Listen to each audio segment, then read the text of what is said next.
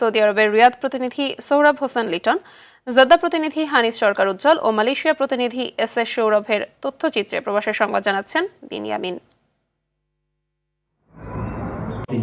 Saudi আরবের mega event আয়োজন ও mega প্রকল্প বাস্তবায়নে বাংলাদেশ থেকে দক্ষ কর্মী নিয়োগের আহ্বান জানিয়েছেন প্রবাসী কল্যাণ ও বৈদেশিক কর্মসংস্থান উপদেষ্টা ডক্টর আসিফ নজরুল। সপ্তম বিশ্ব পেশাগত স্বাস্থ্য ও নিরাপত্তা সম্মেলনের সাইডলাইন বৈঠকে সৌদি আরবের মানব সম্পদ ও সামাজিক উন্নয়ন মন্ত্রণালয়ের ভাইস মিনিস্টার ডক্টর আবদুল্লাহ বিন নাসের আবুথনাইনকে এ আহ্বান জানান তিনি।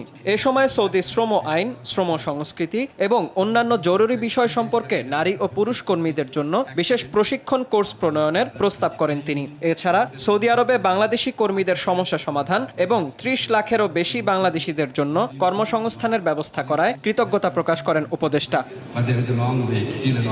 সৌদি আরবের জেদ্দায় বিশ্বের বিভিন্ন দেশে বসবাসরত প্রবাসী বাংলাদেশিদের নিয়ে গঠিত হয়েছে সদরপুর জাতীয়তাবাদী প্রবাসী ফোরাম। 251 সদস্যের কমিটিতে আব্দুস সোবাহানকে সভাপতি, মোহাম্মদ আওলাদ হাসানকে সাধারণ সম্পাদক ও মোহাম্মদ বাচ্চু ব্যাপারীকে সাংগঠনিক সম্পাদক করা হয়। এছাড়া মোহাম্মদ মাসুদ আলী ফকির, খলিল ব্যাপারী, রেজাউল মোল্লা সহসভাপতি এবং মোহাম্মদ মোশাররফ হোসেন, মোহাম্মদ ফারুক মোল্লা, সজীব সর্দার, লিয়াকত আলী ও কাজী জুয়েল যুগ্ম সম্পাদক নিযুক্ত হন। কমিটিতে উপদেষ্টা হিসেবে রয়েছেন জার্মান প্রবাসী জালালউদ্দিন রুমি ও জাপান প্রবাসী মিজানুর রহমান চাকলাদার।